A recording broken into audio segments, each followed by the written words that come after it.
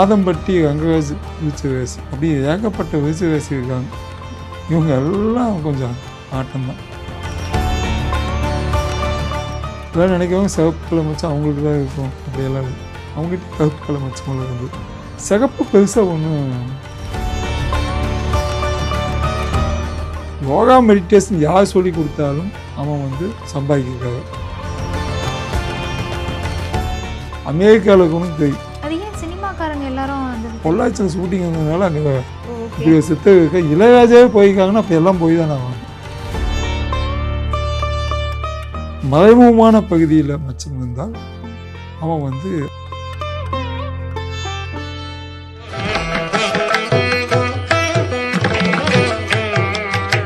இந்த மச்சங்கள் அப்படின்னு வரும்போது நீங்கள் சொன்னீங்கல்ல ஒரு நிறத்துலையும் மச்சம் இருக்குன்னு சொல்லிட்டு. ஸோ இப்போ கருப்பு கலரில் மச்சம் இருந்தால் ஒரு மாதிரி, பச்சை கலர் மச்சம், சிவப்பு கலர் மச்சம், அந்த மாதிரி என்னென்ன நிறத்தில் மச்சம் இருந்தால் என்னென்ன பலன்கள் இருக்கும் சார்? கருப்பு எல்லாத்துக்கும் எப்பவுமே இருக்கும். கருப்பு காமனாக எல்லாத்துக்குமே இருக்கும். அது இருந்தால் தான் மச்சம்னு நினைப்பாங்க. சில பேர்த்துக்கு சிகப்பு கலர் மச்சம் இருக்கும். சிகப்பு நிறைய பேருக்கு பார்த்துருக்கோம். அப்போ வெள்ளை மச்சம் இருக்கும். வெள்ளை கலரில் மச்சம் எனக்கு இருக்குது காலில் வெள்ளை கலர் மச்சம். இப்போ பச்சை கலரில் வெள்ளை வந்து கொஞ்சம் பிறப்புகள் மச்சம் பெருசாக எனக்கு பிறப்புகள் வந்தது. பச்சை வந்து எனக்கு அப்படி ரொம்ப பார்த்துருக்கேன். அவங்க ஒரு பெரிய ஏற்கனவே அவங்க வசதியாக தான் இருப்பாங்க. அவங்களுக்கு அது வந்து பச்சை கலர் மச்சம். கருப்பு காமனாக எல்லாத்துக்கிட்டையும் இருக்குது. நான் வந்து உங்ககிட்ட இருக்குது, எங்கிட்ட இருக்குது. எங்கிட்ட வெள்ளை இருந்தாலும் கருப்பு எங்கிட்ட ஒரு மச்சம் இருக்குது.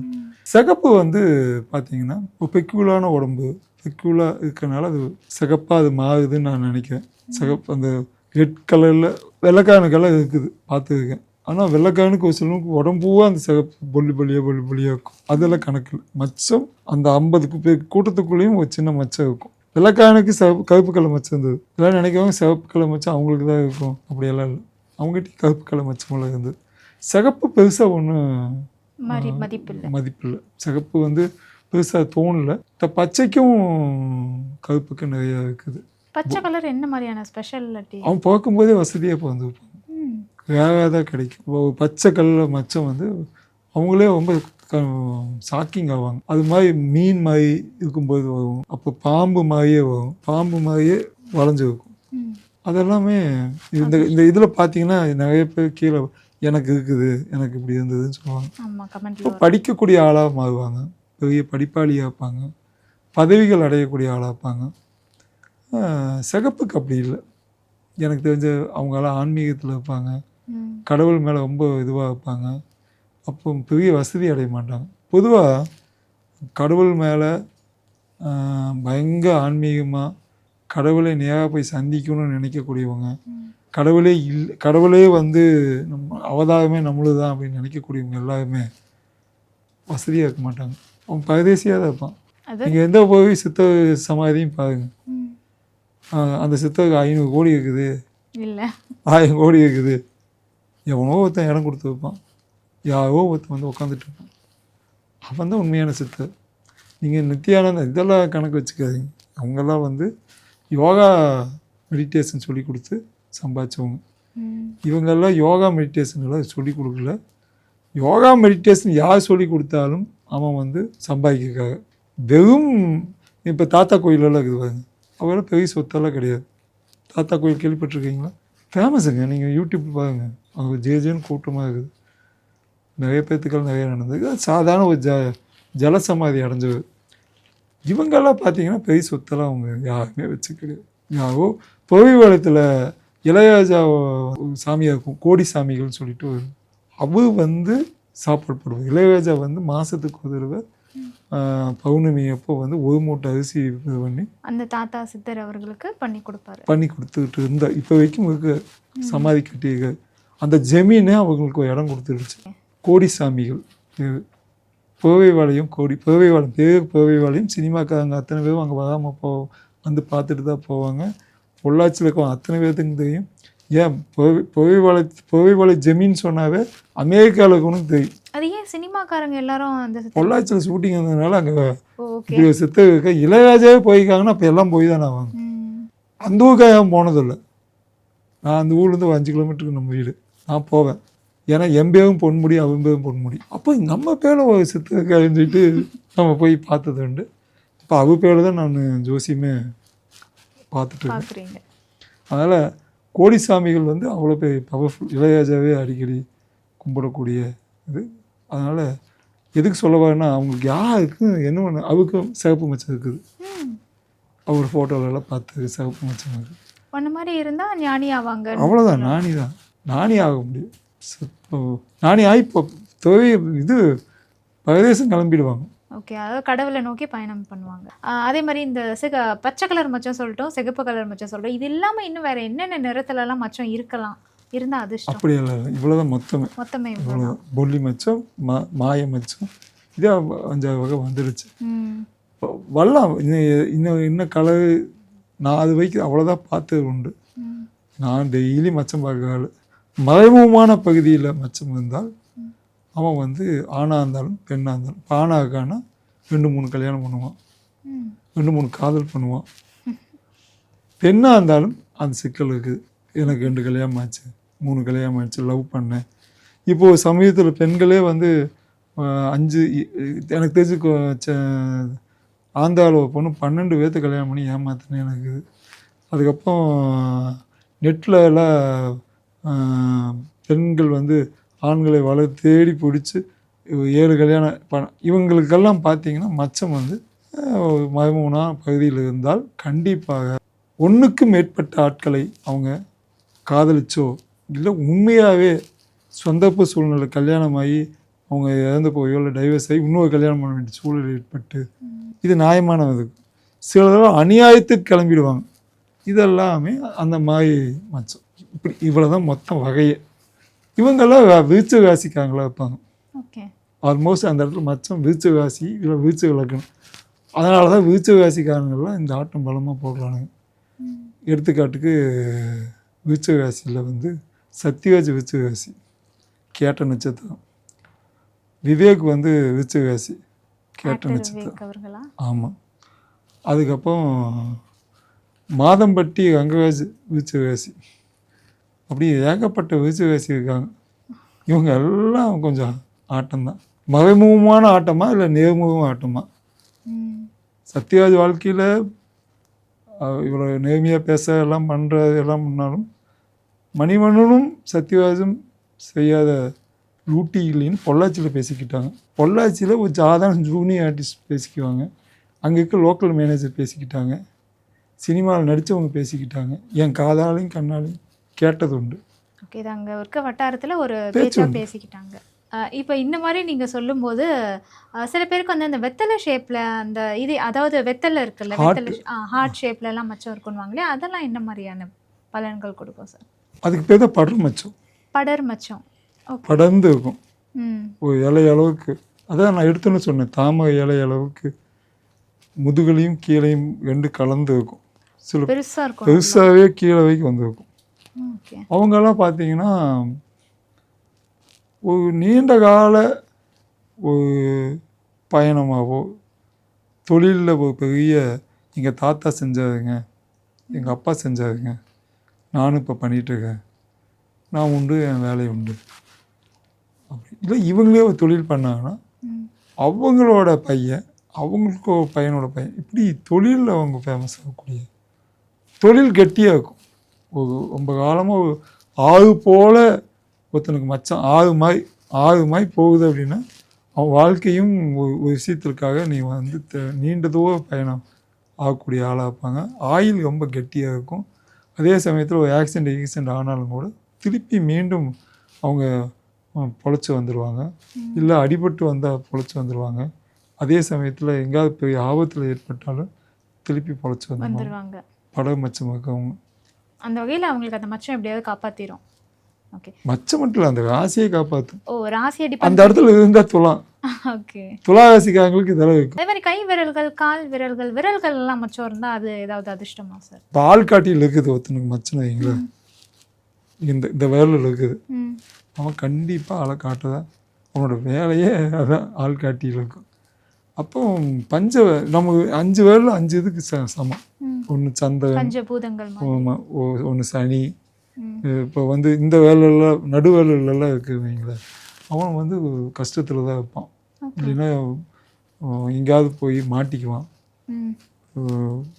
வழக்கு வம்பில் மாட்டுவான், பிரச்சனையில் மாட்டிப்பான். ஆமாம். சுண்டு வேலையெல்லாம் இருந்தால் அவன் வந்து ஒரு சுகபோக வாழ்க்கையை வாழக்கூடிய ஆளாக இருப்பான். மணிக்கட்டு இந்த மாதிரி மணிக்கட்டில் இருந்தாலும் ஒரு பெரிய யோகத்தை ஆயில் கட்டியாக்கக்கூடிய ஆளாக இருப்பான்.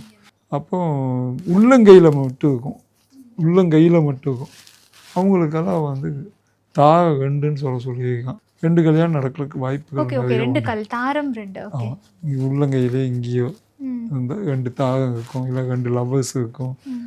இப்படி ஏதோ அவங்க இதில் அவங்களோட வாழ்க்கையில் 2-3 மச்சமெல்லாம் இருக்கும். சில பேர்த்துக்கு ஒரு அக்கனா போட்ட மாதிரியெல்லாம் இருக்கும்.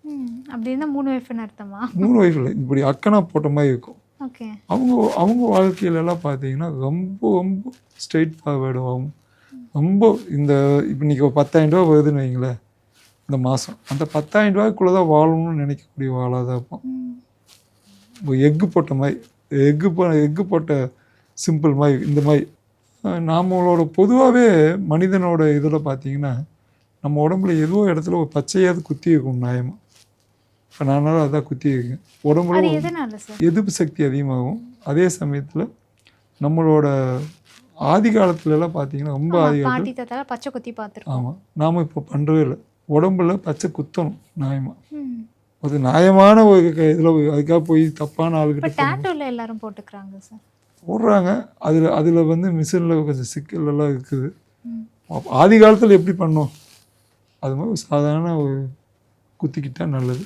டேட்டூலையும் ரொம்ப பெரிய படம் நான் வரைஞ்சா சிவன் தான் வரைவேன், நான் வரைஞ்சா முருகன் தான் வரைவேன் அப்படி இல்லாமல் ஒரு சூரியன் மீன் ஒரு அடையாளம் இருக்கணும்.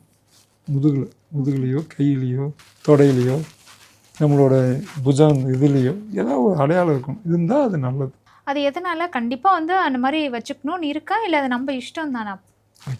வைக்கணும் இஷ்டமெல்லாம் இல்லை, கண்டிப்பாக. அது என்ன போய் நோண்டியெல்லாம் பார்க்கவே கூடாது. நான் ஒரு காசிக்கு போயிருந்தேன், ரிஷிகேஷ் போயிருந்தேன். அப்போ நான் ஒரு 3:30 மணி 4 மணிக்கு தண்ணிக்குள்ளே ஒரு படத்துக்கு கூட்டிகிட்டு போனாங்க. ஐஸ் தண்ணி கை வச்சு அப்படி ஜில்லுன்னு இருக்கும். காலையில் 5:30 மணிக்கு ஷார்ட்டு போய் முக்கியாச்சு எழுந்திரிச்சாச்சு. அப்படியே இப்படி இருக்கேன். அப்போது அம்மா வருது, தண்ணியில் இருக்கனால ஒரு கேன் எடுத்து இதில் 5 லிட்டர் தண்ணி பிடிச்சி கொடுக்க சொல்லுது. நானே தண்ணியில் சொல்லிட்டு கம்பியை பிடிச்சி பிடிக்கிறேன். ஆனால் இவ்வளோ சிமெண்ட் கலர் தண்ணியை இவங்க எடுத்துகிட்டு போகிறாங்களே, இதை போய் குடிக்கிறாங்களே அப்படின்னு நினைக்கிறேன். நான் இதெல்லாம் பண்ணதை பார்த்து அந்த கடைக்காரன், நான் ஒரு கோமணம் கட்டிகிட்டு தான் இருக்கேன், ஒரு அகோய் மாதிரி அந்த கதையில் நடிச்சிட்டு இருக்கேன். நான் இப்போ நின்று எனக்கு துண்டு வாங்கக்குள்ள அந்த கடைக்காரன் என்னை பார்த்து உண்மையாகவே என்னை சாமியாக நினச்சி ஒரு கேன் கொடுக்கான் ஃப்ரீயாக, என்னையும் பிடிக்க சொல்கிறான். சரி இந்த கேன் எனக்குன்ட்டான். சரி நாமளும் பிடிக்கலான்னு சொல்லி பிடிச்சேன். சிமெண்ட் கலரில் இருக்குது. அங்கேருந்து நான் கீழே வரக்குள்ள அது ஒயிட்டாக மாறுது. தண்ணி பியூர் ஒயிட்டு. அதனால் ஜாதகம் புக்கு எழுதுனதெல்லாம் படிக்கணும், அதை ஆராய்ச்சி பண்ணக்கூடாது. ஆராய்ச்சி பண்ணணும் சொல்கிறதுக்கு, அது எப்படி வந்தது சார், அதனால எப்படி சார், அது நிறுவீங்க சார், முடியாது. இப்போ இந்த தண்ணிக்கே விளக்கம் எவனும் கொடுக்க முடியாதுங்க. இது எங்கே நடந்துச்சு? ரிஷிகேஷில் நடக்குதுங்க, காசியில் நடக்குதுங்க. போயிட்டு வந்து அவங்களுக்கு கேளுங்க. கலர் தண்ணியே இருக்கும், அது அப்படியே சேஞ்ச் ஆகிடும். கீழே வரக்குள்ள தண்ணி பியூவாக இருக்கும். 5 வருஷமான கெட்டு போகல, புழு வைக்கல, எதுவுமே வைக்கல. இன்னும் நான் டெய்லி கொஞ்சம் குடிச்சிட்டு இருக்கேன். சாக போவனுக்கு கூட காசியில் இருக்க தண்ணியை குடித்தா அவன் எந்திரிச்சு உட்காந்துக்குவான்னு இது எழுதிக்குது. யாராவது அப்படியெல்லாம் சொல்கிறீங்களா, கேட்குறீங்களா? அப்போ இவனை பேசவும் இவன் அவனை பேசவும் இப்படி தான் போயிட்டுருக்குது ஒழிஞ்சு. அதனால் ரிஷி மூலமும் நதி மூலமும் நோண்டி பார்க்காத.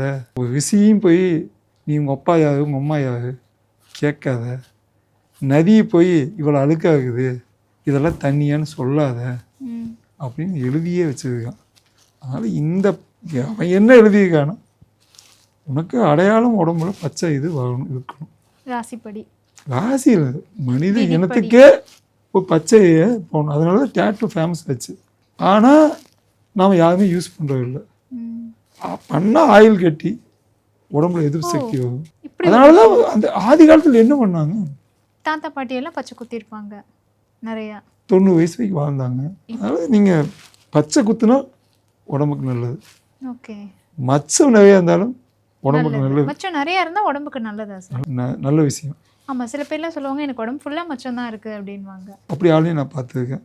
பர்டிகுலர் 4 மச்சம் தான் இருக்குது, அதையும் பார்த்துருக்கேன். ஒரு மச்சம் கூட இல்லைன்னு சொன்ன உடனே மச்சத்தை கண்டுபிடிச்சி கொடுத்துருக்கேன். ஆமாம் மச்சம் இருக்குது, ஒத்துக்கிட்டான். அப்படியெல்லாம் நடந்தது. அதனால் மச்சம் வந்து மனிதனுக்கு வந்து அடையாளத்தை ஏற்படுத்தும். ஓகே.